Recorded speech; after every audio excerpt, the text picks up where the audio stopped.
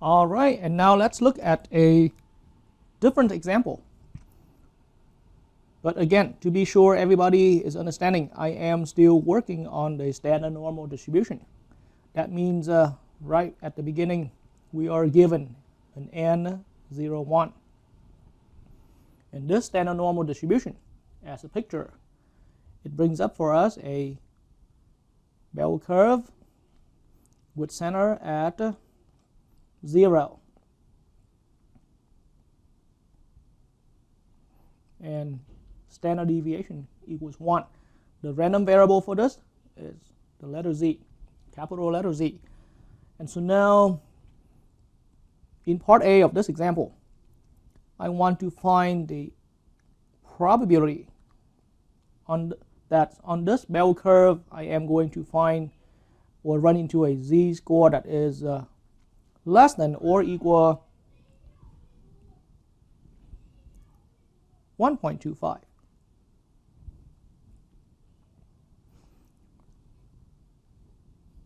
And so now, this time, unlike the earlier problem, we only have the upper end, and we don't really have a lower end. And to make clear what I'm saying here, let's go ahead and draw the picture again, as it is highly recommended. So 1.25 is a value somewhere to the right hand side of the center on the bell curve, and then that's all it says right here. The inequality in our statement says we're looking for z-score less than or equal 1.25. And so that means, as far as making the shading, I am going to shade cumulatively, but all that area completely to the left hand side of 1.25. You can always pause the video and to convince yourself why I'm shading it this way, because that's where values are less than 1.25. And so probability is an area shaded to the left of that designated z-score. And so now, to find this answer, here's how I'm going to call it. Here's how I'm going to do that on the calculator. So just like usual, I am going to call the command. So second variables, to open up my distribution menu, I am going to navigate down to command number 2 right here. I'm going to hit enter. So let's swing back to the writing board of mine. So in a way, how the picture looks right here, then we don't really have a finite lower end.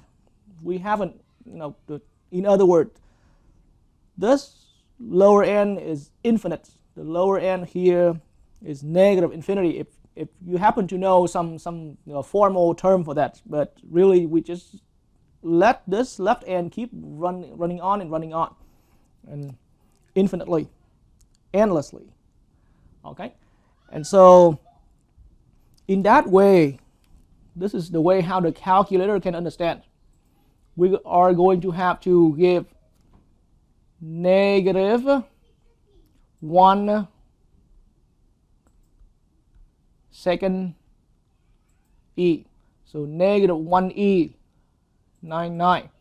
So that's the way how this calculator I'm using to understand a negative infinity, or a left end that's infinitely large on the left end. And then the upper end is just as usual. We are going to enter the given value. So here in our case, 1.25.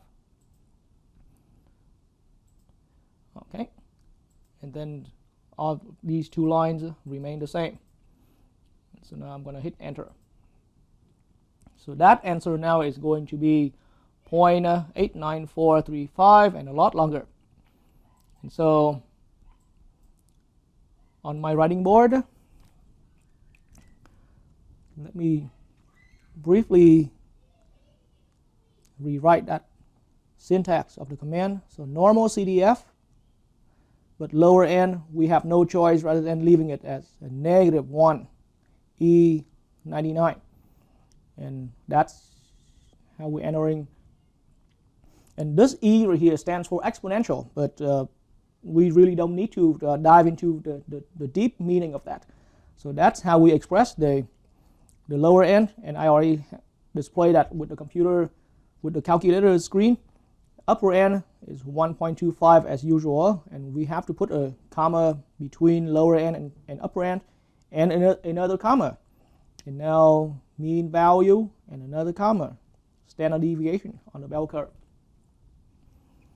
And so now the answer here in this problem. So final conclusion, this area or this probability that on our standard normal distribution bell curve that we're finding a z-score anywhere less than or equal 1.25 is going to be 0.89435 and a lot longer, and I round that down to 4 decimals, so 0.8944.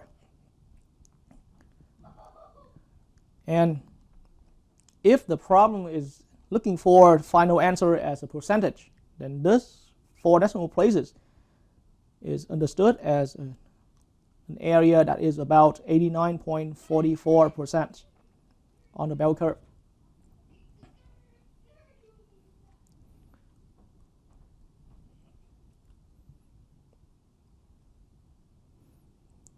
And same example. Again, we are on the standard normal distribution. Let's draw for ourselves a nice bell curve with center at 0, and standard deviation of this bell curve is 1. The random variable is capital letter Z.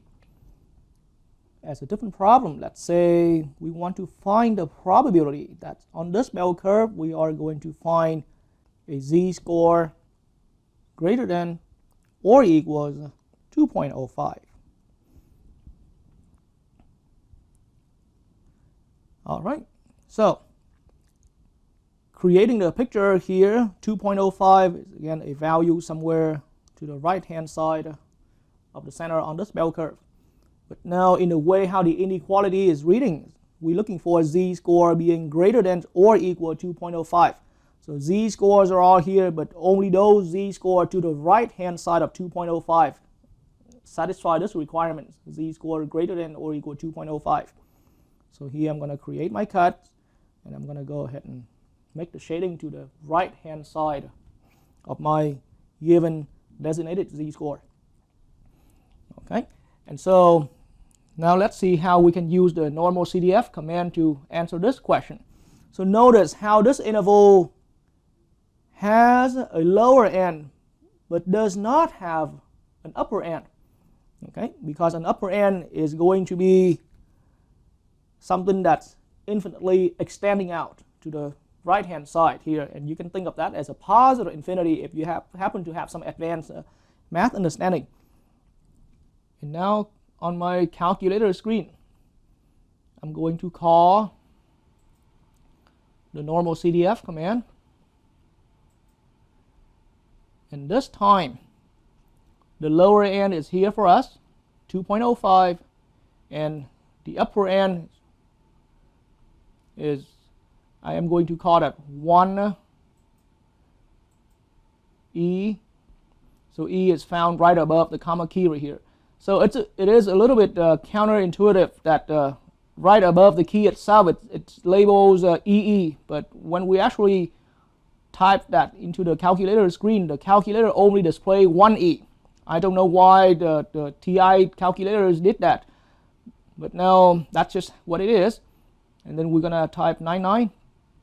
So that's a replacement for the upper end of our interval, since we don't have a finite upper end.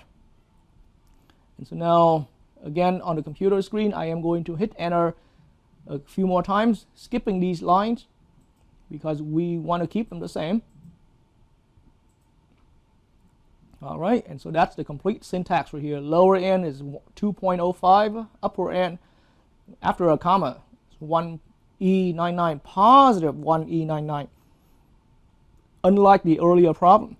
And then with a comma, mean value at 0 with a comma, standard deviation 1, and close that syntax with a parentheses. And now I am going to hit enter. And so the answer now comes out being 0.02018 and a lot longer. So that now means the answer to this, or the area on this bell curve shaded to the right hand side of 2.05 is 0.020182 and a lot longer. And as I keep saying, I will round this down to 4 decimals, so 0.0202. And if the problem asks for a percentage as the final answer, then this answer here is equivalent to about 2.02%. So think about this entire area being shaded inside of the bell curve, or think about the area shaded inside the entire bell curve here is 100%. Then that small piece of area shaded to the right hand side of 2.05 is only about 2.02%. Well, forgive me for my overestimate of the area, but my upscale of the picture over here, but it should represent the situation of what's going on right there. And so again, the syntax that we used here, and together with the command, normal CDF.